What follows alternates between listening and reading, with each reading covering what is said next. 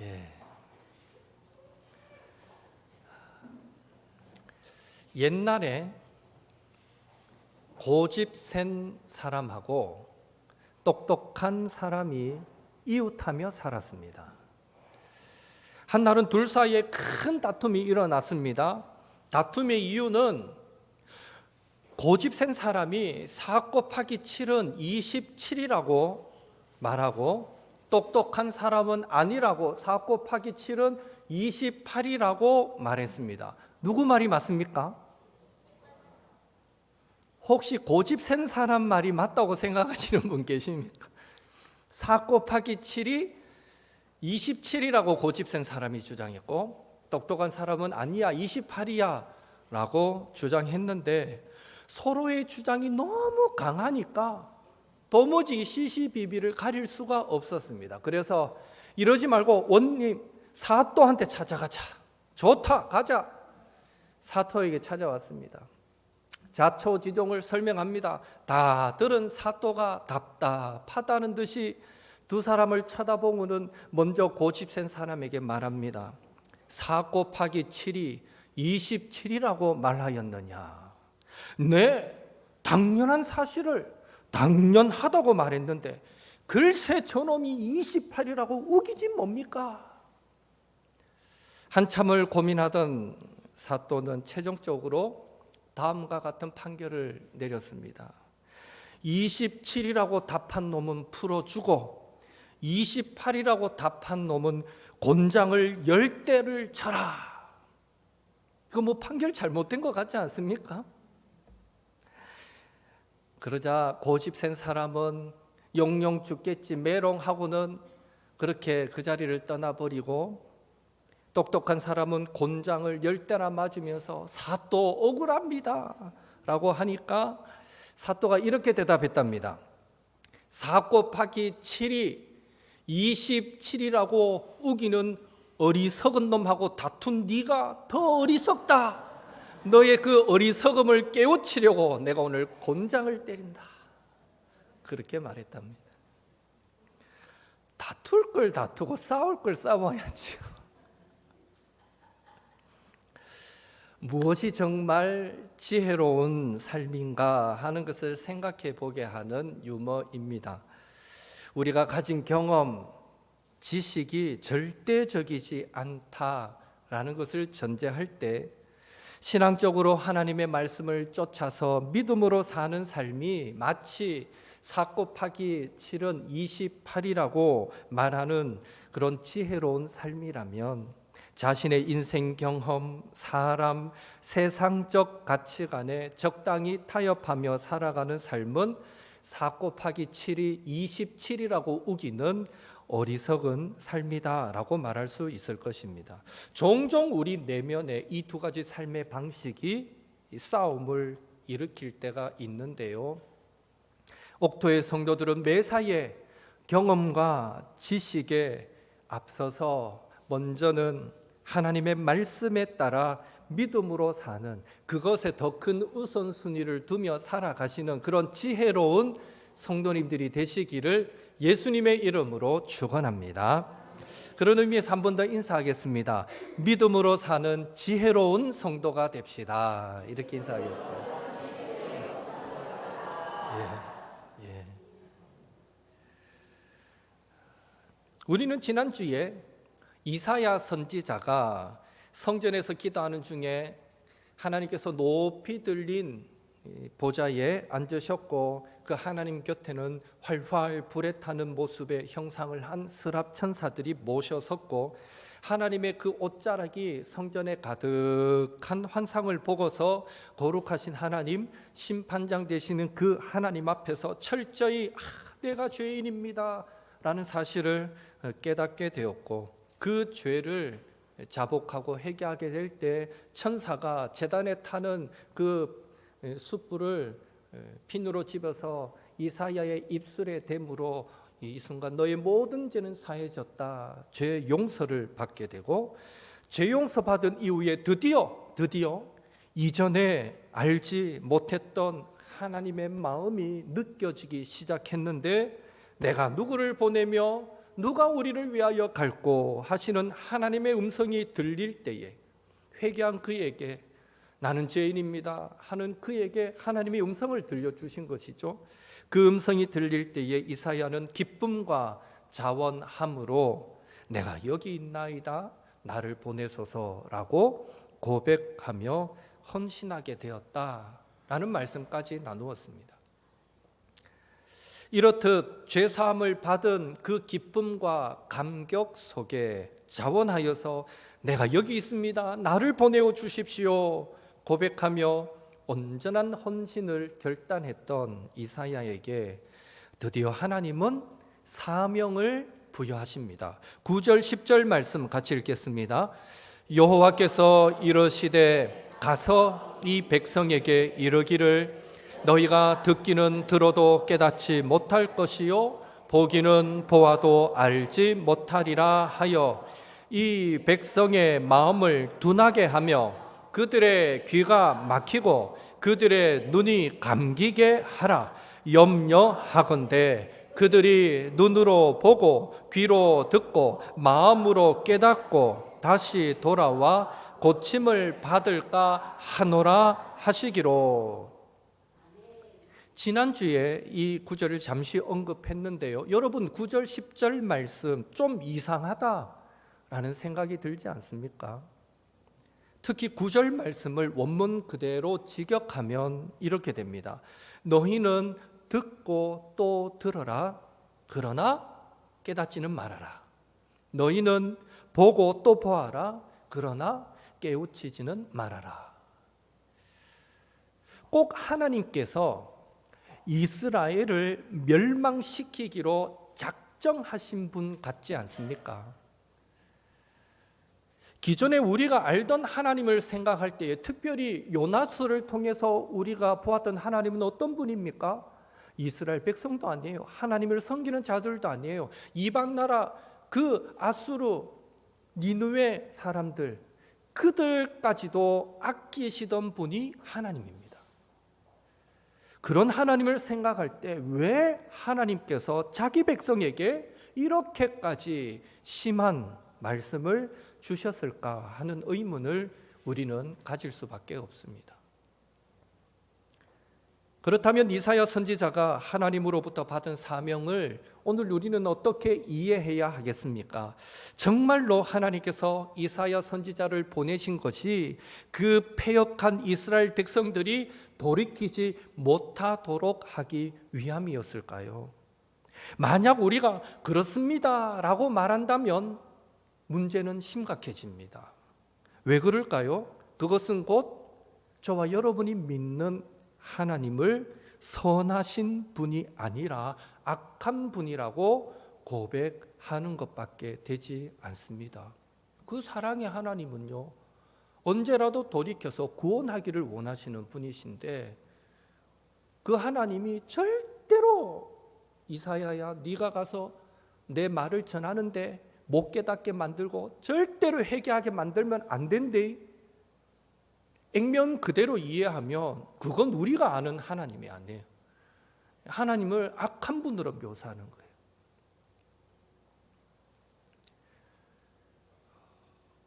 여기서 우리가 한 가지 분명하게 기억해야 될 사실은 하나님의 말씀은 언제나 선하다는 것입니다. 예. 하나님의 말씀은 눈먼 자 눈을 뜨게 합니다. 저는 자 걷게 합니다. 마음이 상한 자를 치료하시는 능력의 말씀입니다. 하나님의 말씀은 우리 안에 근심, 걱정, 염려, 좌절의 어두운 그늘을 다 몰아내시고 죽은 영혼을 살리고 믿는 자에게 생명과 소망이 되는 능력의 말씀인 줄로 믿습니다. 따라서 아주 밝은 빛으로 인해서 우리의 눈이 부시게 되었다고 하여 태양아 너 왜 그렇게 밝아서 내 눈을 부시게 만들어? 라고 말할 수 없듯이 자기 귀가 어두워서 잘 듣지 못해놓고 왜 잘 안 들리게 말해? 라고 상대편에게 불평할 수 없듯이 이사야 선지자가 하나님의 심판의 말씀을 전했을 때 이스라엘 백성들이 눈이 멀고 귀가 막히고 마음이 완악하게 된 것은 하나님의 말씀이 그들을 둔하게 만들고 완악하게 만든 것이 아니라 하나님의 말씀은 항상 선하십니다. 하나님의 말씀이 그들을 그렇게 만든 것이 아니라 전적으로 그들이 경건하지 못했기 때문이고 그들이 부패한 본성을 가졌기 때문이다 라고 우리는 이해해야 하는 것입니다. 어느 시대나 아무리 악한 시대더라도 선지자들이 심판을 선포할 때 모두는 아닐지라도 그 심판의 말씀을 믿음으로 받고 회개에 이른 사람들은 항상 있었습니다.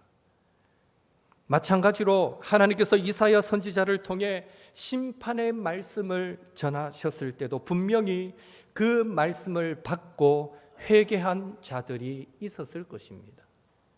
다시 말해 하나님의 말씀이 심판의 내용을 담고 있다고 하더라도 들을 귀 있는 자들은 그 속에서 회개하라, 돌이키라, 그러면 용서하리라 하시는 하나님의 음성을 듣게 된다는 것입니다.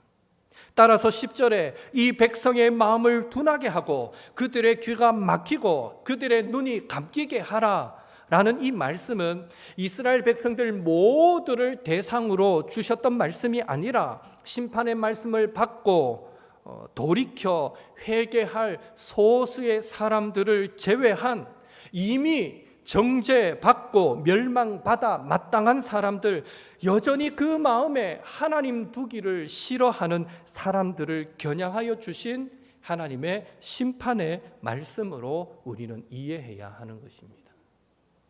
마태복음 13장에 보면 예수님도 길가, 돌밭, 가시떨기, 그리고 좋은 땅 이렇게 네 가지 밭의 비유를 말씀하신 이후에 제자들이 이 비유의 뜻이 무엇입니까? 물어서 그 비유를 설명하실 때 예수님도 이 이사야 6장 10절 말씀을 인용하셔서 그들이 보아도 보지 못하며 들어도 듣지 못하고 깨닫지 못하기 때문이다 라고 말씀하셨습니다. 예수님도 복음을 전하실 때 비유를 사용하신 이유가 두 가지였습니다. 첫째는 그 마음에 하나님 두기를 싫어하는 자들이 깨닫지 못하도록 하기 위해서였습니다. 이사야 시대와 마찬가지로 지금 예수님 당시는 하나님은 부패한 이스라엘을 로마 군대를 사용하셔서 심판하시기로 이미 작정하신 때입니다. 따라서 하나님을 거부하던 자들, 예수님의 가르침을 거절하던 자들, 그 마음에 이미 세상 것으로 가득해서 하나님의 진리의 말씀이 들어갈 틈이 없는 자들을 향한 확실한 심판을 위해서 예수님은 비유로 말씀하셨던 것입니다. 그렇다고 예수님의 비유를 듣고 사람들이 깨닫지 못한 책임을 예수님께 돌릴 수 없습니다. 왜 그렇겠습니까? 예수님의 비유의 말씀이 일부 사람들에게는 밭에 숨겨진 보화를 찾은 것처럼 그 가르치시는 것이 권위 있는 자와 같도다. 우리가 이전에는 이런 말씀을 들어본 적이 없습니다 라고 고백할 정도로 동일한 말씀을 듣는데 그들에게는 그들의 영안을 밝히 열어 하나님의 뜻을 깨닫도록 만들어 주셨기 때문입니다.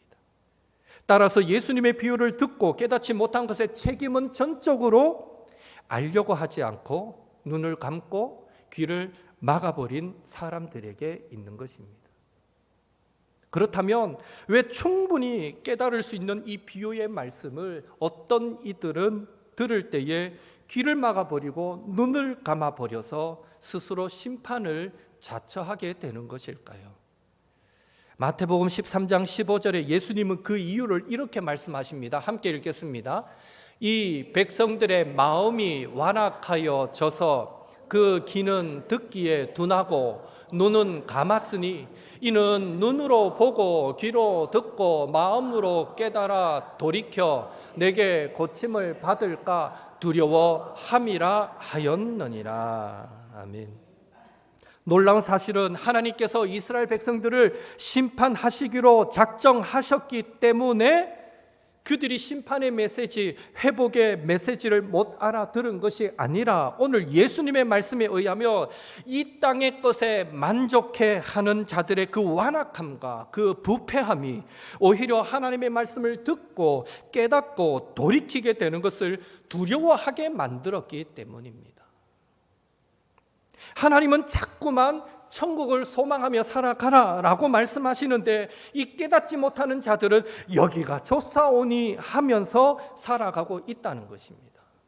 여기가 좋은데 자꾸 다른 얘기 하지 말라는 거예요. 그러니 하나님의 심판은 그들 스스로 자처한 것이 될 수밖에 없는 것입니다. 반면에 마치 오늘날 설교 시간에 말씀을 들을 때 적절한 예화가 그 말씀을 더 깊이 깨닫고 가슴에 풍성이 와닿게 만들어 주듯이 하나님께서 택한 자들, 주를 깨끗한 마음으로 부르는 자들은 이 비유의 말씀을 들을 때 진리를 더 풍성하게, 더 깊이, 더 확신하면서 깨닫게 되는데 그것이 바로 예수님께서 비유로 말씀하신 두 번째 이유가 되는 것입니다. 오늘날에도 강단을 통해 하나님의 말씀이 선포될 때 언제 어디서나 두 가지 반응이 나타납니다. 어떤 말씀이든 믿음으로 수납하여 구원에 이르는 그런 성도들이 있는가 하면 자기가 듣고 싶지 않은 말씀, 별로 관심 갖고 싶지 않은 말씀에 대해서는 한쪽 귀로 듣고 흘려버리거나 마음의 문을 닫아버리거나 자기가 듣기 좋은 말씀에 대해서만 아멘으로 반응하여 심판을, 하나님의 징계를 자처하는 성도들도 있다는 것입니다. 특별히 후자의 현상을 두고 이사야 선지자는 이렇게 말씀합니다. 이사야 30장 10절 11절 같이 읽겠습니다. 그들이 선견자들에게 이르기를 선견하지 말라, 선지자들에게 이르기를 우리에게 바른 것을 보이지 말라, 우리에게 부드러운 말을 하며 거짓된 것을 보이라. 너희는 바른 길을 버리며 첩경에서 돌이키라. 이스라엘의 거룩하신 이를 우리 앞에서 떠나시게 하라 하는도다. 여러분, 지금 이스라엘 백성들이, 타락한 이스라엘 백성들이 이사야 선지자에게 무엇을 요구하고 있습니까? 제발 우리에게 바른 소리 하지 말라는 거예요. 거짓된 것이라도 좋으니 듣기에 좋은 부드러운 말만 해달라는 거예요. 제발 하나님의 뜻 그런 거 그만 말하고 더 이상 하나님을 우리와 연관 짓지 말라는 거예요. 지금 우리가 읽었던 이사야 30장 10절 11절 말씀이 딱 그 내용이에요.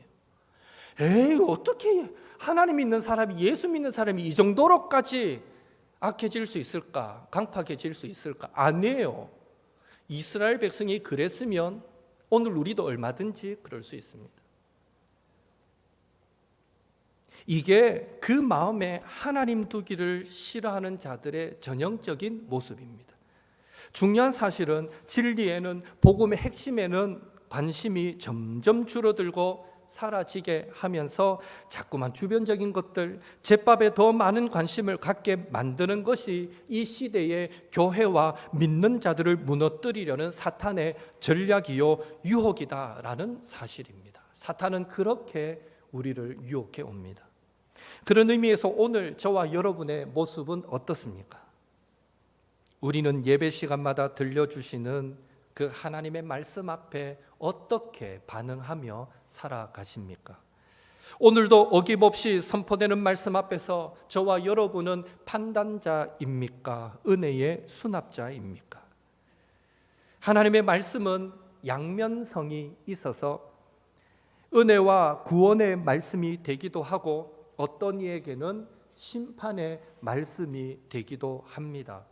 그러나 심판의 말씀 속에서도 하나님의 구원의 역사는 계속해서 이루어지고 있다라는 사실을 기억하셔서 우리 옥토의 모든 성도님들은 어떤 말씀이 선포되더라도 선포되는 하나님의 말씀이 언제든지 자신에게 은혜로 다가올 수 있도록 하나님, 저의 마음을 새롭게 변화시키셔서 하나님의 선하시고 기뻐하시고 온전한 뜻이 무엇인지 분별하며 살게 하옵소서. 하나님, 나의 귀를 깨우치셔서 학자들 같이 알아듣게 하옵소서. 하나님, 지혜와 계시의 영을 주셔서 하나님을 알게 하옵소서. 그렇게 기도하면서 날마다 말씀 앞에 겸손하시고 우리를 진리 가운데로 인도하시는 그 성령으로 충만하게 깨어 있으시는 우리 옥토의 성도님들 되시기를 예수님의 이름으로 축원합니다. 이 심판의 메시지를 선포하라는 사명을 받은 이사야는 11절에 한 가지 하나님께 질문을 드립니다. 주여, 어느 때까지니까? 왜 이사야 선지자가 하나님께 이 질문을 던졌겠습니까? 그것은 바로 이사야도 선지자이기 이전에 유다 백성이기에, 이스라엘 백성이기에 자기 민족을 향한 강한 동정심이 있었기 때문입니다. 바울도 로마서 9장 3절에 보면 버림받은 유대인들, 여전히 예수님을 인정하지 않고 구원자로 인정하지 않고 믿지 않으려는 그 유대인들을 향한 강한 동정심 때문에, 긍휼히 여기는 마음 때문에 그들이 하루속히 예수님께로 돌아왔으면 좋겠다, 구원받았으면 좋겠다는 마음에 뭐라고까지 고백합니까? 유대인들이 예수님을 믿을 수만 있다면 나는 저주를 받아서 예수님에게서 끊어져도 좋다라고까지 고백했던 것이죠. 그 바울의 간절하고 그 애절한 마음이 느껴지십니까? 지금 이사야의 심정도 그러했기에 이사야는 자기 민족을 향한 하나님의 심판이 너무 끔찍하니까 도대체 이 끔찍한 심판이 하나님 언제까지입니까? 라고 질문할 수밖에 없었던 것입니다. 자기 민족을 향한 이 애절한 마음, 긍휼히 여기는 마음, 그 사랑의 마음은 이사야, 바울뿐만 아니라 오늘 저와 여러분이 품어야 될 마음인 줄로 믿습니다. 우리가 구원의 은총을 기억하여 복음을 전하고 교회를 섬기는 모든 성도들의 그 동일한 마음이 바로 그런 마음이어야 한다라는 것을 기억하시고, 무슨 일을 하든지 사랑의 마음으로 성령의 하나 되게 하심을 힘써 지키시고, 특별히 믿지 않는 내 가족뿐 아니라 믿지 않는 내 주변 동료들, 또 예수님을 알지 못하고 살아가는 우리 교회 주변 이 동네 사람들, 그리고 이 대구 땅, 그리고 이 대한민국, 내 민족, 내 조국을 사랑으로 가슴에 품고 우리도 주여 어느 때까지니까 하며 기도하기를 쉬지 않는 그런 우리 옥토의 성도님들 되시기를 예수님의 이름으로 축원합니다. 이사야 선지자가 주여 어느 때까지입니까? 라고 질문하자 하나님이 응답해 주셨습니다. 11절 12절 같이 읽겠습니다. 주께서 대답하시되 성읍들은 황폐하여 주민이 없으며 가옥들에는 사람이 없고 이 토지는 황폐하게 되며 여호와께서 사람들을 멀리 옮기셔서 이 땅 가운데에 황폐한 곳이 많을 때까지니라. 아멘. 한마디로 이스라엘을 향한 하나님의 심판은 그들이 완전히 멸망할 때까지라는 겁니다. 쑥대밭이 될 때까지라는 겁니다. 즉 북이스라엘을 멸한 아수르의 그 침략을 시작으로 남유다 왕국을 멸한 바벨론의 마지막 침략까지, 그 모든 것이 하나님의 심판의 기간이 되는 것입니다. 대략 잡아 이스라엘을 향한 하나님의 심판의 기간은 약 130년 정도 됩니다. 또 심판받아서 포로 생활 70년까지 합하면 200년 가까운 시간이겠죠. 이 130년이라는 기간이 우리를 놀라게 만드는 것은 130년에 걸친 심판, 어떻다는 거예요? 철저한 심판이었다라는 의미거든요.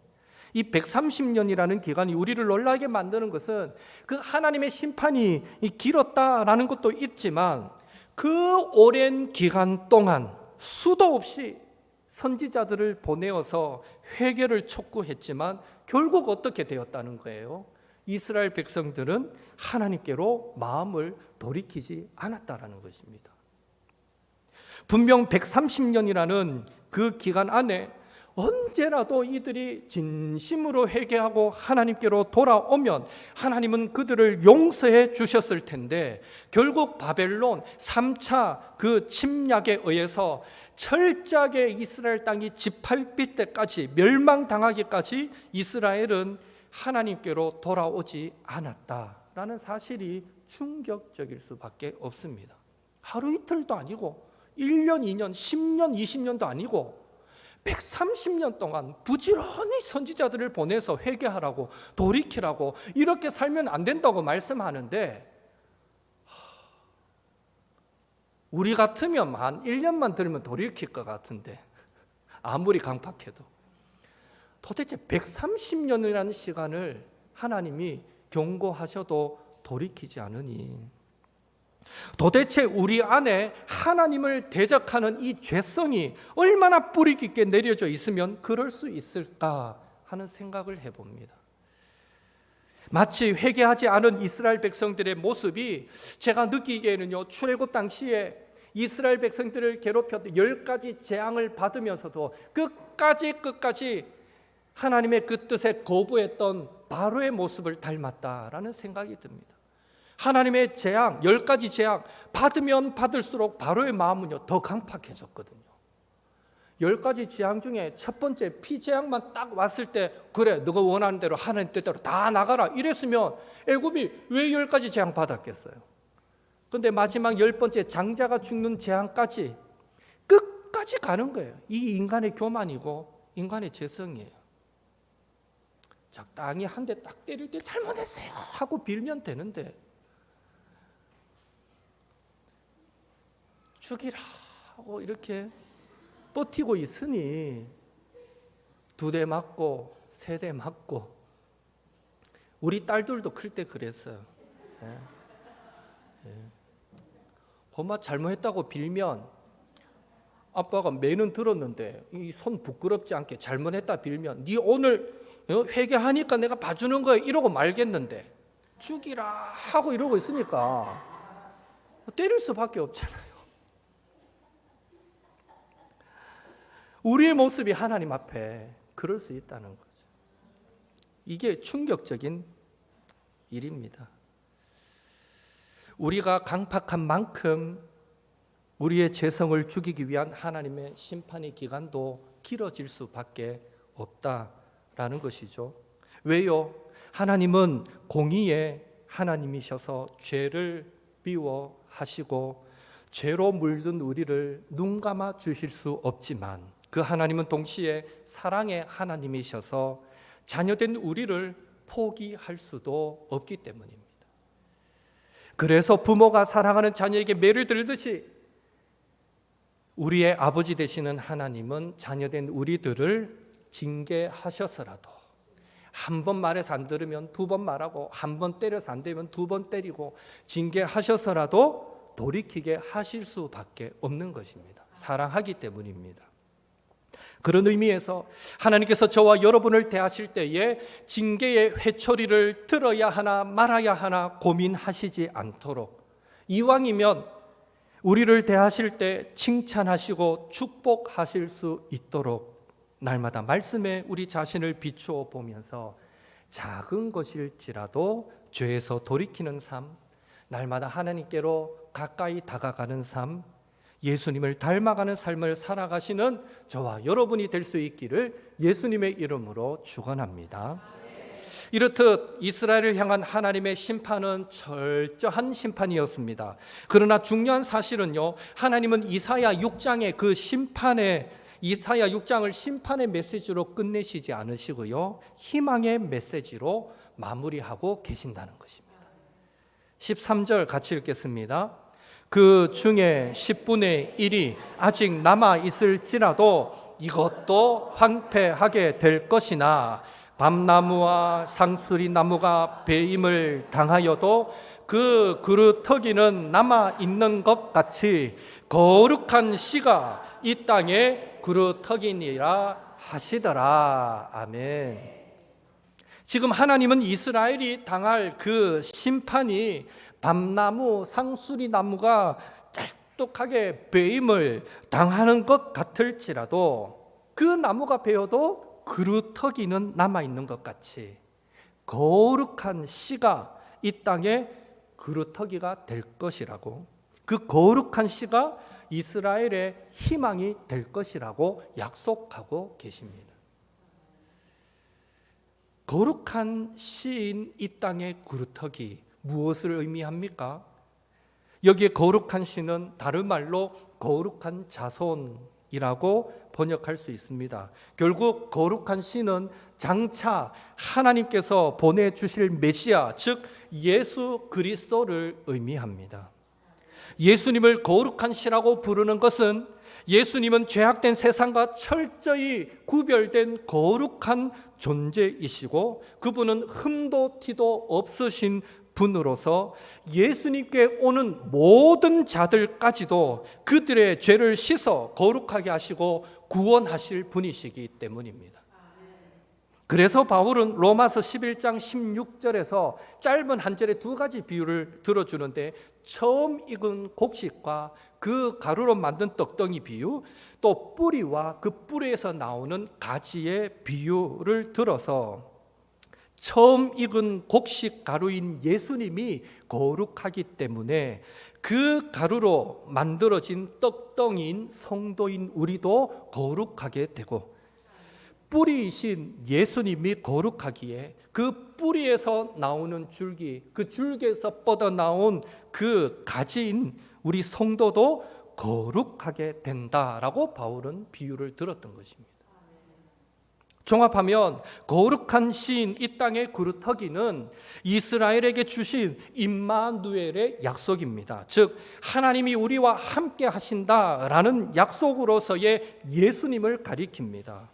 더 나아가 그 예수님을 믿음으로 구원받은 우리들 역시 영적으로 혼탁한 이 시대 가운데 하나님의 구원의 약속을 밝히 드러내기 위한 남겨진 거룩한 씨인 이 땅의 그루터기다라는 사실을 우리는 기억해야 합니다. 이렇듯 우리 모두가, 즉 목사, 장로, 권사, 집사만이 아니라 이제 막 예수님을 믿은 새가족까지도 포함된 우리 모두가 젊고 힘있고 능력 있는 사람만이 아니라 어리고 늙고 힘없고 능력 없는 사람까지 포함된 모두가 예수님 안에서 이 땅에 남겨진 거룩한 씨, 그루터기다라는 사실입니다. 그래서 우리 모두는 이 시대를 향한 하나님 아버지의 마음을 품어야 되고 그 하나님 아버지 마음에 관심을 가져야 하며, 특별히 거룩한 시인 구원의 소망 되신 예수님을 알지 못하고 죽어가는 많은 영혼들을 바라보면서 안타까워하는 마음에 내가 누구를 보내면 누가 우리를 위하여 갈고 하시는 그 하나님의 음성 앞에 예수님 안에서 거룩한 시인 저와 여러분도 이사야처럼 내가 여기 있습니다, 하나님 나를 보내어 주옵소서 즐거이 헌신할 수 있어야 하는 것입니다. 목사님, 장로님만 이런 즐거이 헌신하는 거룩한 그루터기가 되어야 하는 것이 아니라 오늘 이 자리에 있는 제하부터 시작해서 연세 제일 많은 우리 이 전도사님까지 우리 모두가 이 땅에 심겨진 거룩한 그루터기요 씨라는 사실을 기억해야 하는 것입니다. 남편과 아내의 고마움을 아는 사람이 어찌 서로에게 헌신하지 않겠습니까? 부모의 고마움을 아는 자녀가 어찌 부모에게 헌신하지 않겠습니까? 스승의 고마움을 아는 제자가 어찌 스승에게 헌신하지 않겠으며, 성도의 고마움을 아는 사람이 어찌 성도에게 헌신하지 않겠고, 친구와 동료의 고마움을 아는 사람이 어찌 그들에게 헌신하지 않겠습니까? 마찬가지로 나를 위해서 십자가를 지신 그 예수님의 희생과 사랑을 아는 성도가 어찌 즐거이 예수님과 예수님의 피로 값주고 산 이 교회와 성도를 위해 헌신하지 않겠습니까? 오늘 우리가 예수님 안에서 거룩한 시인 이 땅의 그루터기, 이 땅의 희망이라는 사실에 여러분은 어떤 책임감을 느끼십니까? 하나님은 어느 시대나 심판과 경고의 메시지와 더불어 회복의 메시지로서 거룩한 시인 이 땅의 그루터기를 남겨두셨는데, 오늘 이 땅에, 오늘 이 대한민국에, 그리고 이 대구 땅에, 특별히 이 볼리동에 남겨진 거룩한 시가, 희망의 그루터기가, 회복의 메시지가 바로 저와 여러분이다라는 사실을 기억하시고, 이사야가 주의 옷자락이 성전에 가득한 것을 보았다면 오늘 우리의 시선은 늘 십자가를 바라보면서 이 땅을 향한 내 가족과 성도와 이웃과 동료와 친구를 향한 하나님의 마음을 알고 그 뜻에 즐거이 헌신하는 저와 여러분의 삶이 될 수 있기를 예수님의 이름으로 축원합니다. 함께 기도하겠습니다. 받은 말씀 붙들고 기도합시다. 하나님의 말씀은 언제나 선함을 믿고 믿음으로 말씀에 따라 순종하며 사는 지혜로운 성도 되게 하옵소서. 성령님, 나의 귀를 깨우치사 학자들 같이 하나님의 뜻을 알아듣게 하옵소서. 교회와 민족과 한 영혼들을 향한 긍휼과 사랑의 마음을 우리도 가슴에 품고 주여 어느 때까지니까 그들의 구원을 위해 기도하게 하옵소서. 예수님을 닮아 거룩한 시인 이 땅의 그루터기로 회복과 구원을 나누며 살아가는 우리가 되게 하옵소서. 오늘 받은 말씀 붙잡고 하나님, 나도 이 땅의 거룩한 시 하나님의 그루터기가 되어 살게 하옵소서. 하나님, 우리를 사용하셔서 하나님 나라 확장시켜가 주옵소서. 그리고 날마다 하나님이 선하심을 믿고 그 하나님 의지하며 살기를 원합니다. 나에게 그런 믿음 주시옵소서. 그런 사모함으로 함께 이 시간 같이 기도드리겠습니다.